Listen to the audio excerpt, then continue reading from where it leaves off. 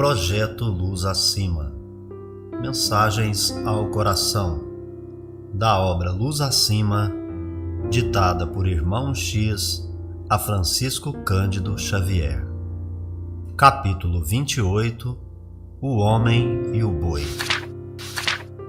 Um anjo de longínquo sistema, interessado em conhecer os variados aspectos e graus da razão na inteligência universal, pousou num campo terrestre e, surpreso ante a paisagem, aí encontrou um homem e um boi.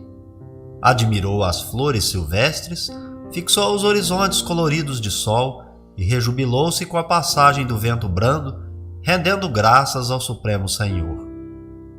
Como não dispunha, todavia, de mais larga parcela de tempo, passou à observação direta dos seres que povoavam o solo, aferindo o progresso do entendimento no orbe que visitava.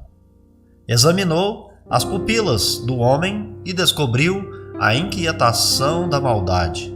Sondou os olhos do boi, que encontrou calma e paz. Usando o critério que lhe era peculiar, concluiu de si, para consigo, que o boi era superior ao homem. Consolidou a impressão quando, para experimentar, pediu mentalmente aos dois trabalhassem em silêncio.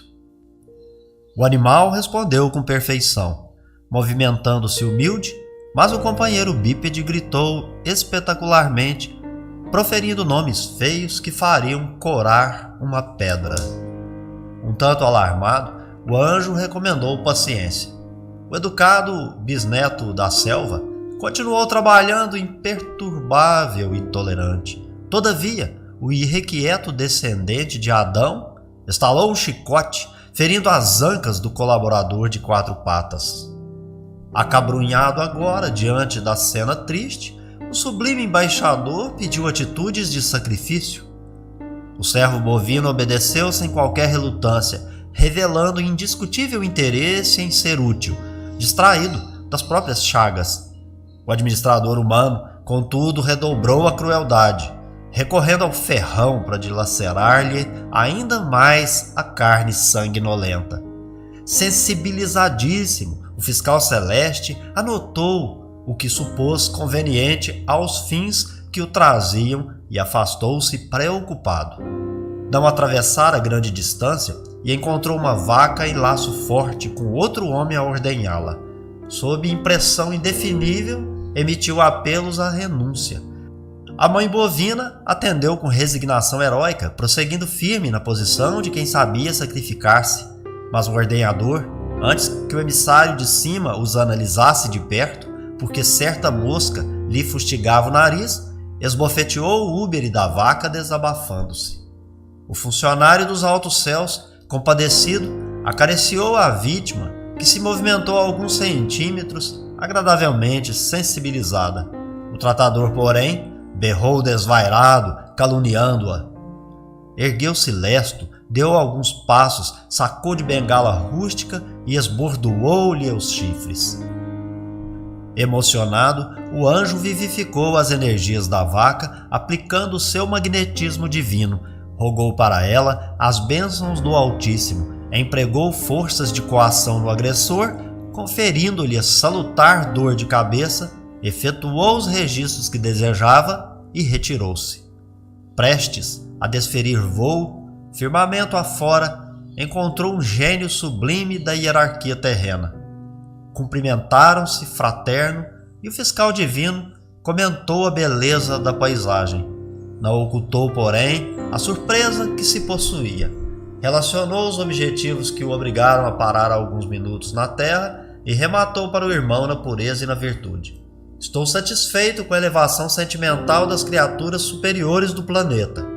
Cultivam a generosidade, renunciam no momento oportuno, trabalham sem lamentações e, sobretudo, auxiliam com invulgar serenidade os inferiores. O anjo da ordem terrestre silenciou, espantado por ouvir tão rasgado elogio aos homens. O outro, no entanto, prosseguiu. Tive a ocasião de presenciar comovedores testemunhos. Pesa-me confessá-lo, porém. Não posso concordar com a posição dos seres mais nobres da terra, que se movimentam ainda sobre 4 pés, quando certo animal feroz que os acompanha, agressivo, já detém a leveza do bípede. Naturalmente, sabe o altíssimo motivo pelo qual individualidades tão distintas aqui se encontram unidas para a evolução em comum. Tenho, contudo, o propósito de apresentar um relatório minucioso às autoridades divinas, a fim de modificarmos o quadro reinante. Assinalando-lhe os conceitos, o companheiro solicitou explicações mais claras. O anjo estrangeiro convidou-o a verificação diretas. O protetor da terra, desapontado, esclareceu por sua vez ser diversa a situação. O bípede é, na crosta planetária, o rei da inteligência, guardando consigo a láurea da compreensão, sendo o boi simples candidato ao raciocínio, absolutamente entregue ao livre-arbítrio do controlador do solo. Acentuou que, não obstante operoso e humilde, o cooperador bovino gastava a existência servindo para o bem e acabava dando os costados no matadouro para que os homens lhe comessem as vísceras. O forasteiro dos céus mais altos, sem dissimular o assombro, considerou: então o problema é muito pior. Pensou e aduziu: jamais encontrei um planeta onde a razão estivesse tão degradada. Despediu-se do colega, preparou o afastamento definitivo sem mais delonga e concluiu: apresentarei relatório diferente.